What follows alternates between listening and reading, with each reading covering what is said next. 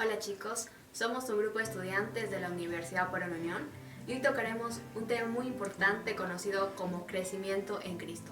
Acompáñanos en esta bonita experiencia. Mi nombre es Carla Cordiglia y antes de iniciar les invito a hacer una corta oración. Padre Santo, mi Dios que estás en los cielos, te agradecemos en primer lugar porque estamos aquí todos con bien. Te suplico que nos puedas dirigir en este tema muy interesante del cual vamos a hablar. En el nombre de Jesús, amén.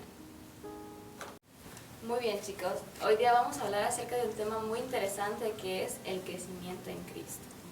Antes de empezar con las preguntas que ustedes nos han mandado, yo voy a dar mi punto de vista así general que es crecer.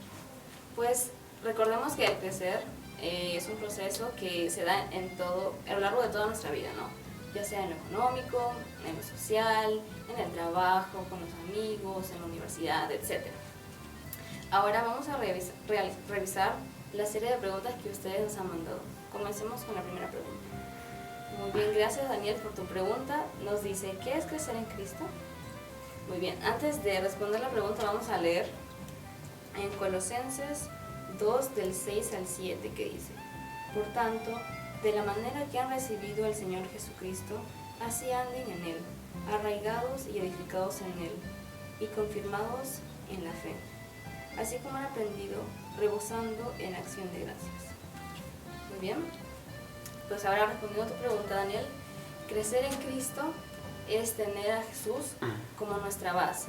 ¿Qué quiere decir esto? Que Él tiene que ser nuestro ejemplo a seguir, nuestra meta. Entonces, para poder nosotros alcanzar a ser como Jesús, tenemos que seguir sus principios, sus mandamientos y todo lo que Él nos ordena, ¿verdad? Tenemos que llegar a ser como Jesús. Estamos en el tema de crecimiento en Cristo. No basta con nacer, es necesario crecer en Cristo.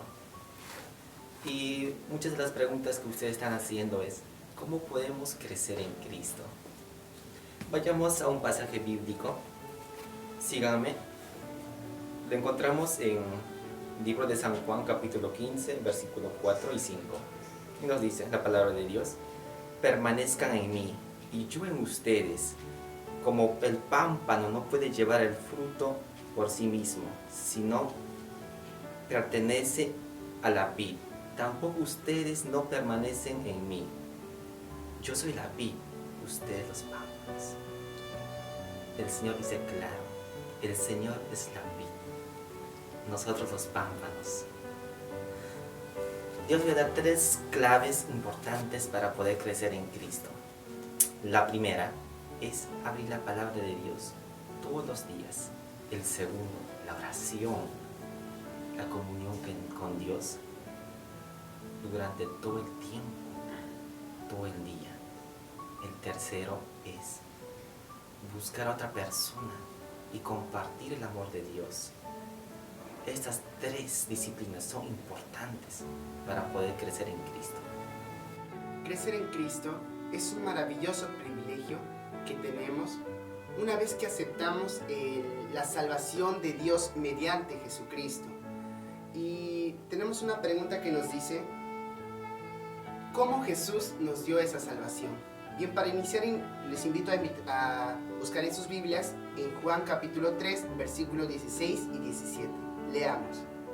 Porque de tal manera amó Dios al mundo, que dio a su Hijo único, para que todo el que crea en Él no perezca, sino que tenga vida eterna. Porque Dios no envió a su Hijo al mundo para condenar al mundo, sino para que el mundo sea salvo por Él. Muy interesante lo que nos dice que Dios envió a Jesús a este mundo para librarnos del pecado. Y eso es muy maravilloso y eso es una muestra del amor que tiene Dios por sus hijos. Bien, ahora vamos a ver por qué nos salvó Jesús. Les invito a abrir su Biblia también en el capítulo 9 de Hebreos, versículo 22. Porque según la ley, casi todo se purifica con sangre, y sin efusión de sangre no hay perdón. En la antigüedad nuestros patriarcas sacrificaban un cordero para ofrecer holocausto a Dios y para que Dios perdone sus pecados. Y cuando Cristo vino a este mundo, Él es el símbolo del cordero. Eso significa que Él se sacrificó por nosotros, para que nosotros seamos salvos.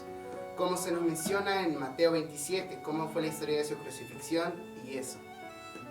Y gracias a Jesús nosotros podremos ser salvos y podremos crecer en Él, que gracias a Él podemos conocer muchas cosas más. Bueno, con las preguntas que nos ponen nuestros amigos en internet, que dice, ¿cómo puede la comprensión de la victoria de Jesús influir en nuestra vida para enfrentar los desafíos actuales? Bueno, como podemos saber que estamos expuestos a enfrentar varios desafíos, ¿no?, que nos pone este mundo, ¿no?, donde nos hace difícil preguntarnos y decir, o sea, si estamos con Dios, ¿por qué estamos sufriendo? ¿Por qué nos vienen estos retos? Entonces, se supone que, bueno, hay personas que dicen que, bueno, estamos con Dios y no debería pasarnos nada, ¿no? Porque debería ser nuestra vida feliz, sin ningún problema, pero cuando no es así, cuando son estas pruebas que Dios nos pone para que podamos acercarnos más a Él, ¿no? Pedir su bendición para que Él nos pueda seguir guiando. Entonces, Él nos muestra en la Biblia, ¿no?, que hay varios versículos donde Él nos da ese apoyo, ¿no?, esa herramienta para seguir adelante. Entonces, uno de los versículos que Él nos da está en Efesios 6, versículo 13, donde nos dice, por tanto, vestíos de toda la armadura de Dios, para que podáis resistir en el día malo, y habiendo acabado todo, quedar firmes. Ese es uno de los versículos donde nos ayuda a seguir adelante, a perseverar. Y otro de los versículos se encuentra en 1 Timoteo 6, versículo 12, ¿no?, donde dice, pelea la buena batalla de la fe, echa la mano de la vida eterna, a la que fuiste llamado cuando hiciste buena confesión ante muchos testigos.